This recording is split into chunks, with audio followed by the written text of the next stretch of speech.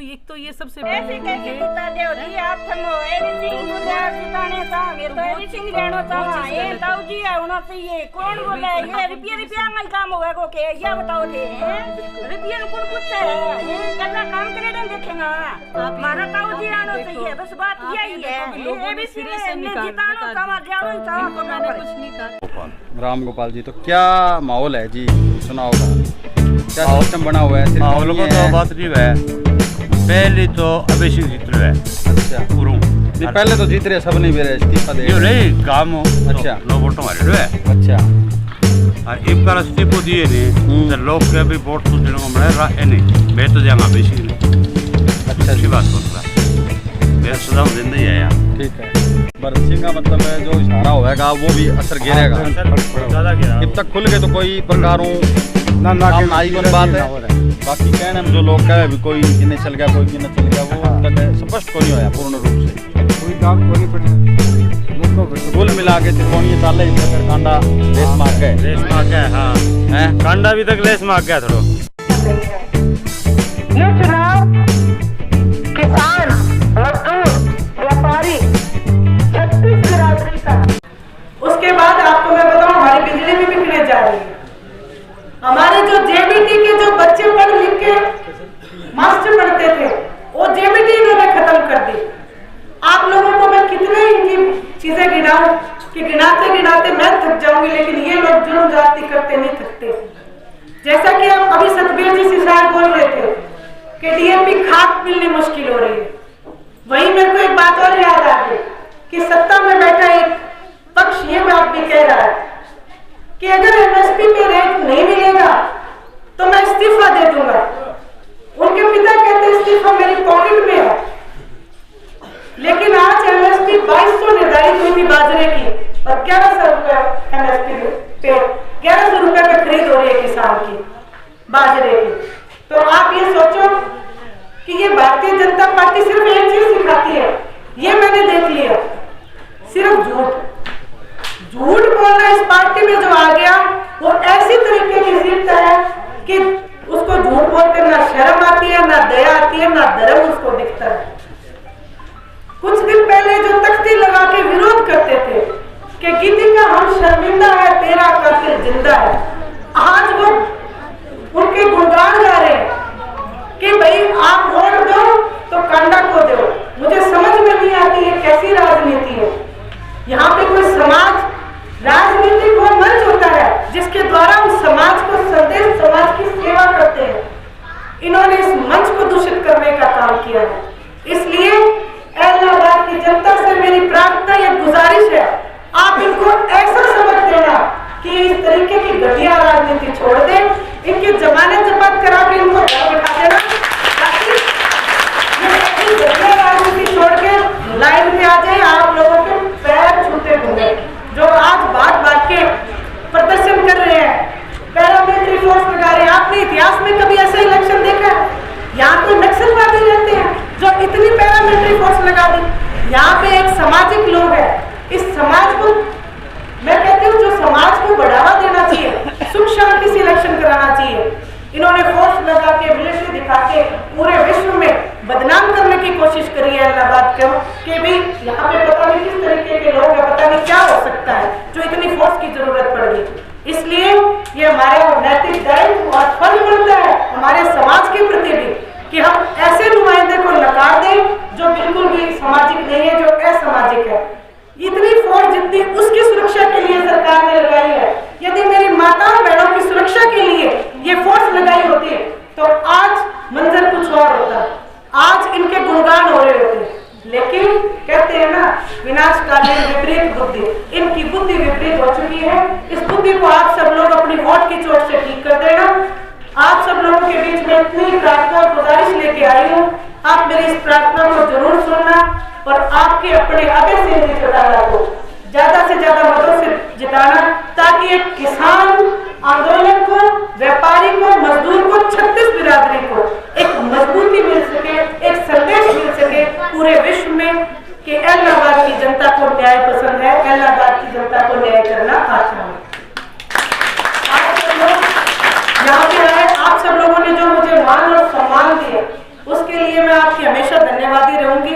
आप सब लोग यहाँ पे आए, आपने मुझे सुना, आपका बहुत बहुत आभार, धन्यवाद।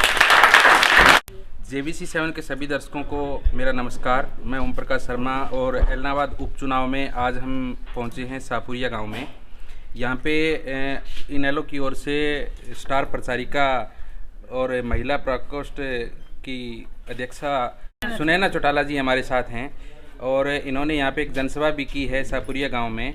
तो हमने जगह जगह जाके सर्वे भी किया है और जो हमें जितना आज हमें सुनने को मिला है कि किसानों के हित के लिए जो चौधरी अभय सिंह चौटाला ने इस्तीफ़ा दिया है, तो उसके बारे में हम इनसे जानेंगे और इनका जो चुनाव प्रचार है वो कैसा चल रहा है, इनसे रूबरू होंगे। तो नमस्कार जी। राम राम। आप अलग अलग जगह पे जाके जनसभाएं कर रही हैं, तो जो किसानों के लिए चौधरी अभय सिंह चौटाला जी ने इस्तीफ़ा दिया है उसका कितना लाभ मिल पा रहा है? देखिए, ये एक लाभ के लिए नहीं दिया गया था, इस्तीफा दिया गया था एक संदेश देने के लिए कि आज जो किसान जिस वक्त बॉर्डर पे बैठा और किसान ऐसी नज़रों से कभी विधानसभा की तरफ कभी लोकसभा की तरफ ये देख रहा था कि कौन ऐसा है जो मेरे साथ मेरे कंधे से कंधा मिला के मेरी आवाज़ को बुलंद करेगा।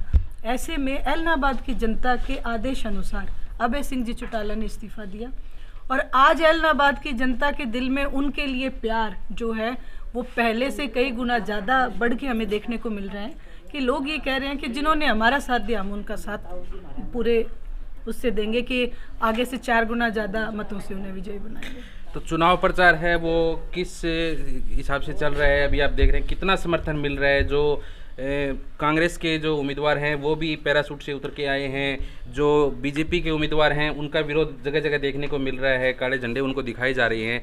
तो मतलब अब तक का जो माहौल है उसके हिसाब से कहाँ, मतलब आपका जो INLD के उम्मीदवार हैं वो कहाँ हैं? देखिए, INLD के उम्मीदवार पहले भी नंबर 1 पे थे और अब तो उनकी रेस में ही कोई नहीं है।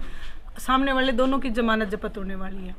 और जो आप पैराशूट, आपने बिल्कुल सही बात बोली, क्योंकि ना ही तो भारतीय जनता पार्टी के पास अपना कोई नुमाइंदा, अगर अपना नुमाइंदा होता तो आपको पता, सत्ता पक्ष जब हो और बाई इलेक्शन हो तो टिकट लेने वालों की लंबी लिस्ट होती है। यहाँ टिकट लेने वाला कोई था नहीं, पैराशूट से उतारा गया और उसको टिकट दे दी गई।